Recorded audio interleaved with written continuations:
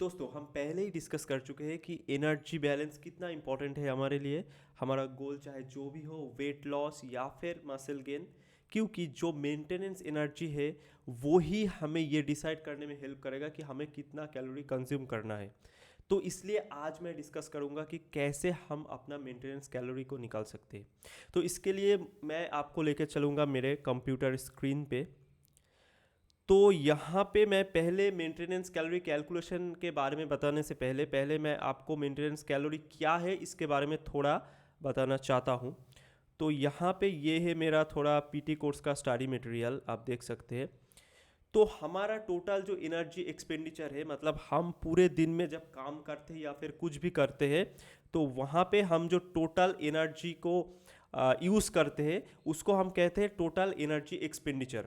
अब ये जो टोटल एनर्जी एक्सपेंडिचर है ये आप देख सकते हैं, इसको हम डिफरेंट कैटेगरी में डिवाइड कर सकते हैं, जिसका एक मेजर पार्ट है बेसल मेटाबॉलिक रेट। ठीक है, अब ये बेसल मेटाबॉलिक रेट और बीएमआर क्या हो गया, ये है कि सपोज आप कोई काम नहीं कर रहे हो, आप सोए हुए हो, आप नींद में हो, उस टाइम पे भी आपका बॉडी जो है वो कुछ एनर्जी को यूज़ करेगा। ठीक है, तो ये जो एनर्जी बॉडी एट रेस्ट जो एनर्जी यूज़ करता है इसको हम कहते हैं बेसल मेटाबॉलिक रेट और बीएमआर। और आप देख सकते हैं हमारा जो टोटल एनर्जी एक्सपेंडिचर है उसका मेजर पार्ट बीएमआर से ही आता है, मतलब 60 to 70% जो आपका टोटल एनर्जी एक्सपेंडिचर है वो बीएमआर से आता है। उसके बाद आता है नीट, NEAT, नॉन एक्सरसाइज थार्मोजेनेसिस, इसको हम कहते हैं। ठीक है, ये क्या है, ये हो गया कि आप विदाउट एक्सरसाइज, मतलब आप डेलिबरेटली एक्सरसाइज ना करके कोई भी काम करते हो, मतलब आप कोई भी मूवमेंट कर रहे हो, चल फिर रहे हो या फिर खाना खा रहे हो या फिर आप स्टडी कर रहे हो, कोई भी काम कर रहे हो, उससे आपका जो एनर्जी एक्सपेंडिचर होता है उसको हम कहते हैं नीट, NEAT।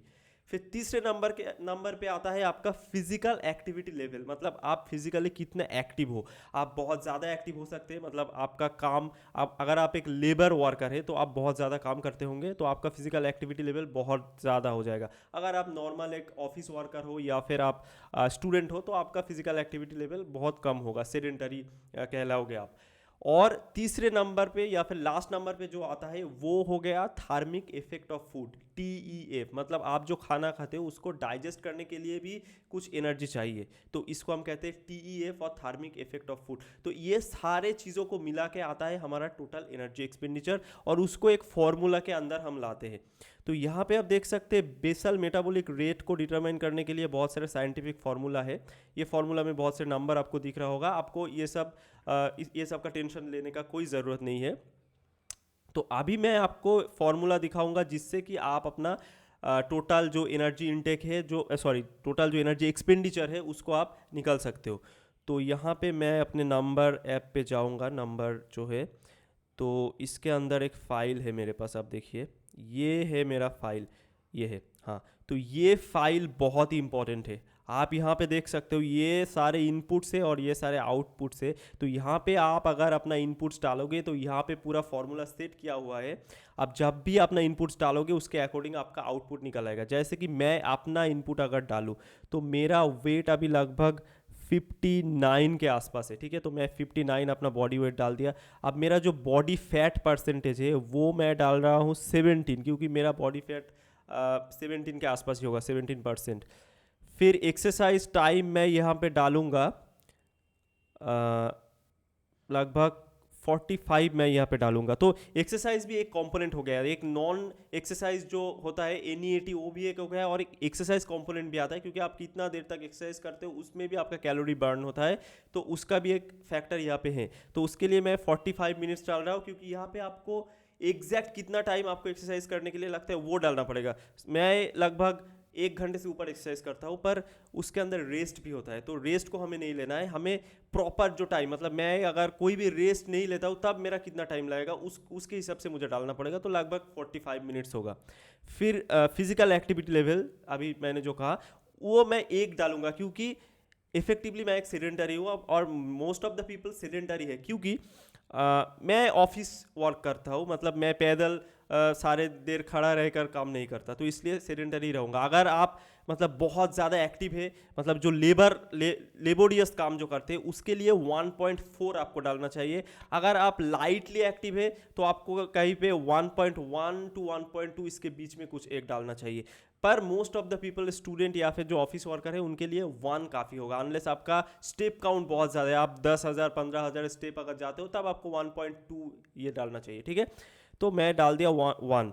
अब थार्मिक इफेक्ट ऑफ फूड, तो क्योंकि मैं एक हाई प्रोटीन डाइट पे हूँ इसलिए मैं थार्मिक इफेक्ट ऑफ फूड 1.25 डाल रहा हूँ। अगर आपका डाइट बहुत ही प्रोटीन रिच होगा तो उसका थार्मिक इफेक्ट ऑफ फूड भी ज़्यादा होगा, इसलिए आपको 1.25 डालना चाहिए। अगर आप प्रोटीन ज़्यादा कंज्यूम नहीं करते हो तो आपको 1 या फिर 1.1 ये सब डालना चाहिए, ठीक है। और उसके बाद आता है ट्रेनिंग फ्रीक्वेंसी, मतलब हफ्ते में कितने दिन आप ट्रेन करते हो। तो मैं लगभग 4 दिन ट्रेन करता हूँ, तो 4 मैंने डाल दिया। अभी मैं जब भी एंटर प्रेस करूँगा, आप देखना, मैं एंटर प्रेस किया तो आप देख सकते हैं मेरा पूरा जो सारे जो आउटपुट्स है वो निकल आया। तो टीई ट्रेनिंग डेज, मतलब ट्रेनिंग डेज में मेरा कितना एनर्जी एक्सपेंडिचर होता है वो हो गया 2116, इतना हो गया, ठीक है।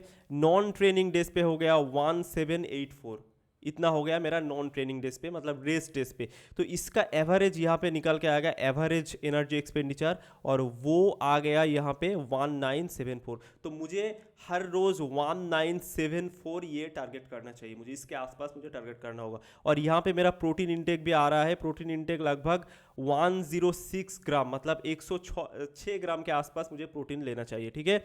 और फिर फैट इंटेक भी आ गया, 30% पकड़ के यहाँ पे कैलकुलेट किया हुआ है फैट इंटेक। तो अगर मिनिमम 30% आपका जो ओवरऑल कैलोरी है उसका 30% फैट से आना चाहिए, तो इसलिए ये 65 आ रहा है। ये मैं 65 के ऊपर भी जा सकता हूँ। और कार्ब इंटेक, तो कार्ब और फैट में आप ऊपर नीच कर सकते हो, मतलब कार्ब को आप थोड़ा ज़्यादा कर लिया, फैट को कम कर लिया, उससे कुछ आ नहीं जाता। पर प्रोटीन इंटेक आपका 106 के आसपास होना चाहिए, मतलब 1010 या फिर एटलीस्ट 100 ग्राम आपको आना चाहिए प्रोटीन इंटेक। तो ये कैलकुलेटर यूज़ करके आप बहुत एक्यूरेटली अपना जो मेंटेनेंस कैलोरी आप निकाल सकते हो या फिर एनर्जी एक्सपेंडिचर आप निकाल सकते हो, क्योंकि ऑनलाइन जो मिलता है कैलकुलेटर उसमें एक्यूरेट नहीं आता, ठीक है। तो इससे आप यूज़ कर सकते हो। मैं अपना वेबसाइट का लिंक आपको दे दूंगा, वेबसाइट में जाके आप फ्री में इसको यूज़ कर सकते हो। और इससे आपका जो अब आएगा, मतलब उसके हिसाब से आपको अपना डाइट प्लान डिज़ाइन करना पड़ेगा। तो वो भी मैं आपको दिखाता हूँ मैं कैसे करता हूँ। तो यहाँ पे नंबर ऐप के अंदर ही मेरा एक डाइट प्लान का भी वो है। तो ये आप देख सकते हैं मेरा डाइट प्लान का जो चार्ट है। तो यहाँ पे सारे के सारे फूड आइटम्स और उसका जो कैलोरी है वो लिखा हुआ है, ठीक है। तो आप देख सकते हैं सारे के सारे फूड आइटम्स और उसका कैलोरी वैल्यू लिखा हुआ है। आप देख सकते हैं यहाँ पे वे, कार्ड, चिकन, पनीर सब कुछ लिखा हुआ है। तो इसके अकॉर्डिंग आप अगर यहाँ पे सपोज चिकन डालते हो 300 ग्राम और यहाँ पे आप पनीर को डिलीट कर देते हो, तो आपका ये आ गया, आपका टोटल जो उसका कैलोरी ये आ गया, ठीक है। टोटल कैलोरी ये आ गया। और अगर आप यहाँ पे अगर प्रोटीन देखें तो प्रोटीन 112 आ रहा है, तो 106 से ऊपर ही आ रहा है, तो ठीक है। तो यहाँ से आप दिन का टोटल कितना कुछ चाहिए, मतलब कितना चिकन आपको चाहिए, आप ये टोटल जो 300 ग्राम चिकन है उसको थोड़ा सा ब्रेकफास्ट में, थोड़ा सा लंच में ऐसे डिवाइड कर सकते हो। पर यहाँ से आपको टोटल कैलकुलेशन आ जाएगा। तो ये बहुत ही हैंडी है, मैं ऐसे ही इसको यूज़ करता हूँ, आप भी इसको यूज़ कर सकते हो। अब आपको क्या करना होगा, अब आपको लगभग 2 हफ्ते तक क्या क्या फूड आप कंज्यूम कर रहे हो और उसके अकॉर्डिंग आपका वेट का क्या चेंज आ रहा है उसको नोट करना पड़ेगा। आफ्टर 2 वीक्स अगर आपका वेट में उतना कुछ चेंज नहीं आता है तो यही आपका मेंटेनेंस कैलोरी है। अगर आपका वेट चेंज आ रहा है तब आपको समझना पड़ेगा कि आपका कैलकुलेशन में कुछ गड़बड़ है, मतलब आपका हो सकता है आपका बॉडी फैट एस्टिमेशन में गड़बड़ है या फिर हो सकता है आपका वेट एस्टिमेशन में थोड़ा गड़बड़ है। तो उसके अकॉर्डिंग आपको थोड़ा एडजस्ट करके फिर से इसको रिपीट करना पड़ेगा। जब आपका 2 हफ्ते का एवरेज वेट सेम आता है तब आप समझ सकते हो कि आपका जो मेंटेनेंस कैलोरी है वो आप निकल चुके हो। अब उसके अकॉर्डिंग आपको डिसाइड करना है कि आप फैट लॉस करना चाहते हो या फिर बल्किंग करना चाहते हो। तो उसके हिसाब से आपको एनर्जी डेफिसिट में या फिर एनर्जी सरप्लस में जाना पड़ेगा, जो कि मैं अगले वीडियो में डिस्कस करूंगा कि कितना ऑप्टिमम एनर्जी डेफिसिट आपको चाहिए अगर आप एक फैट लॉस करना चाहते हो।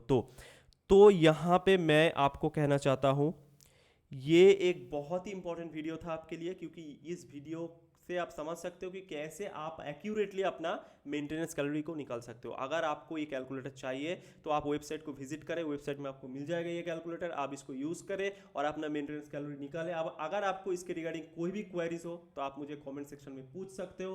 वीडियो को देखने के लिए शुक्रिया, और अगर आप चैनल में नए हो तो चैनल को ज़रूर सब्सक्राइब करें। आपका दिन अच्छा जाए।